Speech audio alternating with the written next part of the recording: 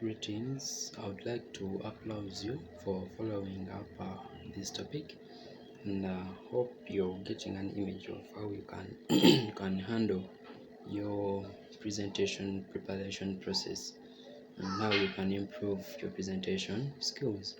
So now, even in this video, we are going to look at the fourth checklist, where we are going to look at the non-verbal communication.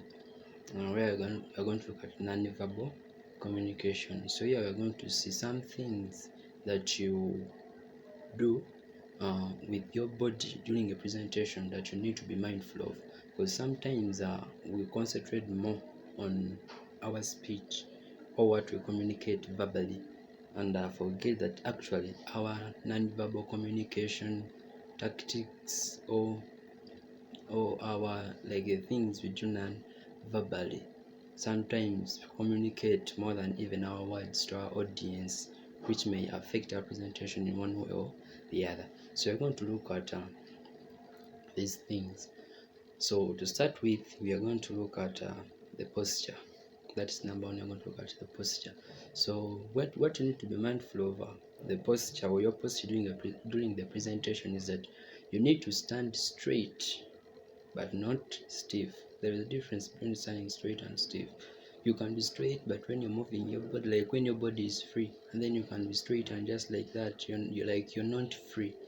So you need to be straight but free, or not stiff. Then you need to balance your weight evenly on both feet. Like you don't need to stand to be one-sided in your stand.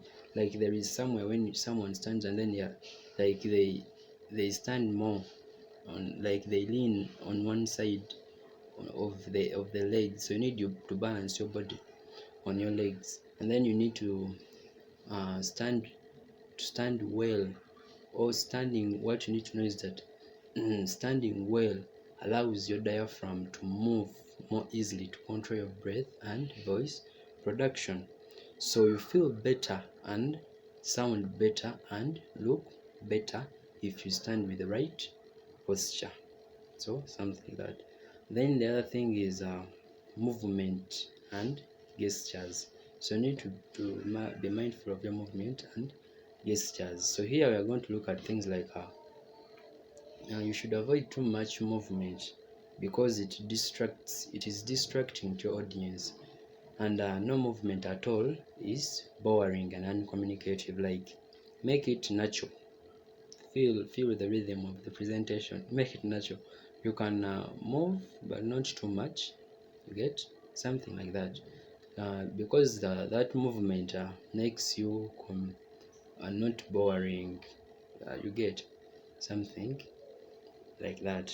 It reduces the boredom that you would have in your presentation. Yeah, imagine listening to someone there. Like, anyway, it depends on which kind of presentation you're making. But if it is a presentation in a room, you have to use the whole stage that is provided. Yeah, anyway, the other thing is use movements and gestures to signal transition points or to stress points of importance. Like you can use your gesture, like your face. It can show that you're actually emphasizing. So you need to use your movements and gestures so that you're transiting from one point to another. Then thirdly, you need to avoid meaningless gestures and repetitive movements. So you don't wave your left hand about in circles or waves, or like in circles, or wave the pointer, something like that, when there is no need for. And then unless if you're using it to emphasize a particular point on maybe if you're using a screen and you're pointing on the screen, there it can be fine, but you don't need to do it meaninglessly. Then use the pointer only when necessary, and with a firm movement. If you have a laser pointer, keep your hand close to your body.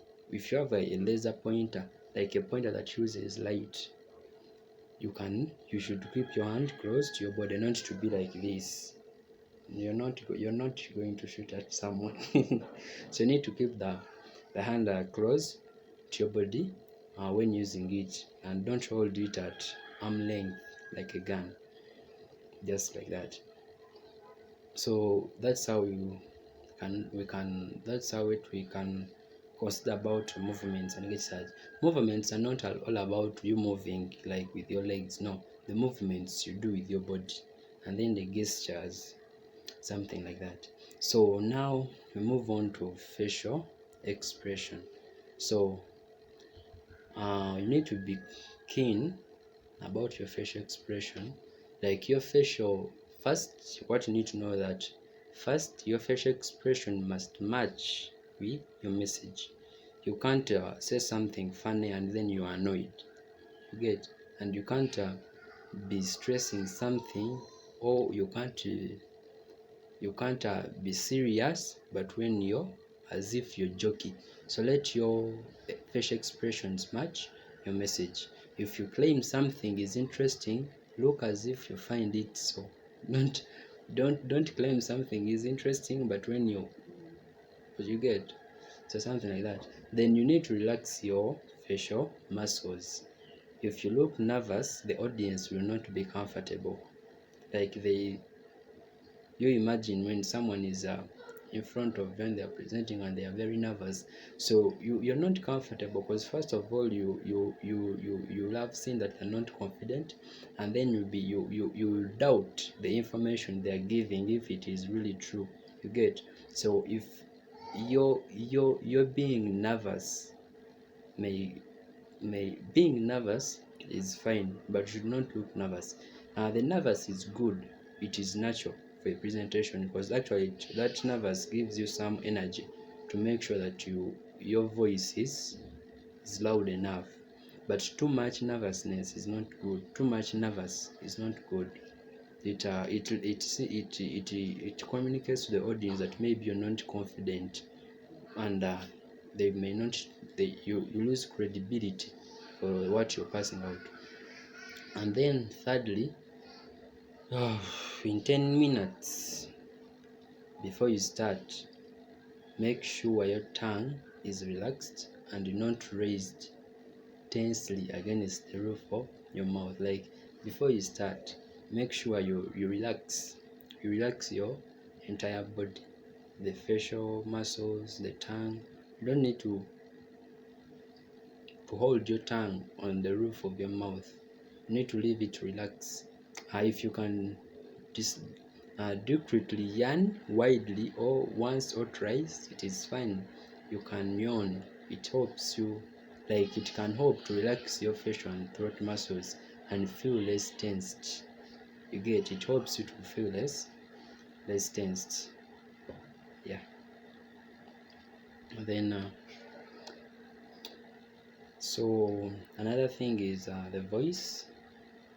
So you need to be mindful of your voice. So when we come to the voice, you need to think to pick in about the following things.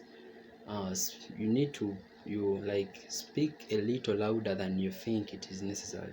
You need to speak a little louder than you think it is necessary. Project your voice to the back of the room, and when you're doing this, use your diaphragm, not the mass of your throat. Now there is a difference between talking from the throat and talking from the diaphragm. Like I can talk from the diaphragm, and then there is a difference between like you take an example of these people when you're singing, they can tell you, no, don't sing from here, sing from the stomach. So something like that. A voice from the stomach it is not, it feels comfortable, but when you're speaking from here, with the time it gets uncomfortable and you can't hold it anymore, and sometimes it can affect your voice quality. So you do that, like you try to speak from the diaphragm or the stomach, otherwise your voice loses resonance and power and is less pleasant to listen to if at all you talk from your neck. Then another thing is that you need to speak a little more slowly than you normally do, especially if you feel nervous. So this will help you sound and feel more confident. Like you need to make sure you speak slowly, because if you're not mindful because of the nervous, you may find yourself speaking too fast, even faster than how you normally speak. So that will affect your audience. They will not be getting your points, and they will lose. Like they even if they're interested in what you're saying, but before they think about what you've said, you've rushed to another point. So they get annoyed. They you put yourself in their shoes. Like if someone was presenting to you, you're interested in topic, you want to know about it, but then the person is very fast. So because you're interested in the thing and this person is presenting it in a way that is annoying, you get annoyed. You get personal, I would get annoyed. Anyway, but that is the fact. So you can also you can also use the rule of the thumb. You can also use okay, let me phrase it like this. A useful rule of the thumb is the larger the audience, the more slowly you should speak. Like the larger the audience, the more slowly you should speak. That is the useful rule of the thumb. So the more slowly you should speak, if at all the audience is large. So thirdly, you need to use your voice as a communication tool. Like vary the speed, speak more slowly in the introduction and the conclusion, and then use stress for important points and contrasts, like you stress them. And then a short silence can also serve to emphasize a point or a transition. So and so all that is trying to use your voice as a communication tool. Like you don't just talk.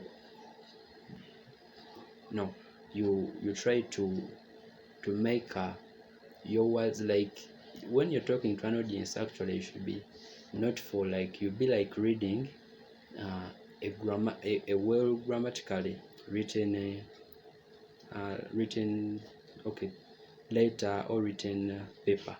There are pauses at commas, there are full stops. So you should also, that's how you should also make your speech to be like.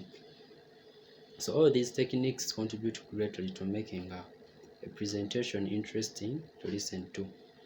Yeah, you make a you you take an example of a person reading a story. When they are observing the full stops, the commas, the exclamation marks, the question marks, you find that actually such a story or such a person is interesting to listen to when they're reading, compared to someone who just reads uh, like just reads without observing the quotation marks. So something like that. Then I went in the other point is eye contact. Eye contact. So when it comes to eye contact, so this is our last point, eye contact. So when it comes to eye contact, you need to consider the following. One, first, your eye contact creates a relationship between the speaker and the audience. When you keep eye contact with your audience and you don't look at one person, but you look at individuals, you don't make a general glance of the eyes through the audience. No, you look at this one for some minutes, then you look at the other one, like you something like that. So it creates a relationship between you and your audience. Like it encourages the audience to listen, and it helps to relax the speaker. So you need to look at the people. Then second thing, start and end with direct eye contact. You start and end with direct eye contact, looking around the whole audience during the talk. Don't gaze over people's heads or out of the window. There is no need for. Imagine someone talking, but when they're looking at the window, like they're looking out of the window, they're not looking. Like sometimes people can think that you're shy, like you feel shy looking at them. You get something like that. So you should not look around the whole audience. And actually, no, it is like this. You start and end with direct eye contact, and then you should look around the audience, like look like not a glance through the audience, but look at them. And during the talk, you should not look at the heads of the audience or out of the windows, something like that. And when it comes to visual aids, you need to look at your visual aids and you notice if you have them as much as is necessary, but don't stare at them and talk to them.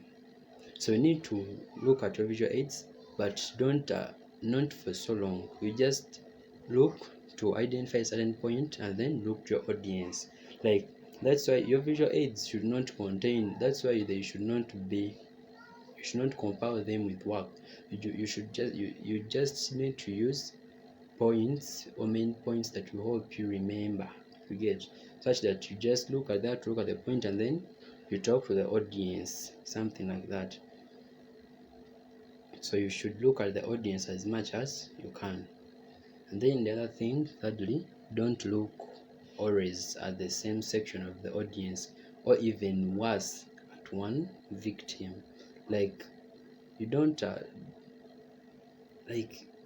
is a way it's like, you don't look at one person throughout the whole presentation. Look at this person, look at the other person, look at like that. You're talking to everyone in the audience. Otherwise, the person will feel uncomfortable. The person looking at, they will feel uncomfortable. You imagine, like, actually when like how we used to be in class. If the teacher looked at you and you looked at him for 2 minutes and he's still looking at you, then you try to like I don't know how to put it, but you would stop looking at him and pretend to be looking at other things. So that's how you make that person to be like, so they will end up not being attentive, and maybe they may think there is something about the film that you're looking at. Anyways, the other thing is that you don't need to dart your eyes about quickly or sweep your gaze around like a searchlight. You don't need to do that. Focus on one person or group for 1 to 2 seconds, like I've said earlier, and then look at another person or group and then another. So that's how you can manage and control your non-verbal communication during a presentation, such that you can have a good presentation. Otherwise, thank you for watching. If you've liked the video, you can like and share it with friends, and subscribe for more content. We are still bringing more for you. Yeah, just stay tuned. Thank you. Be blessed.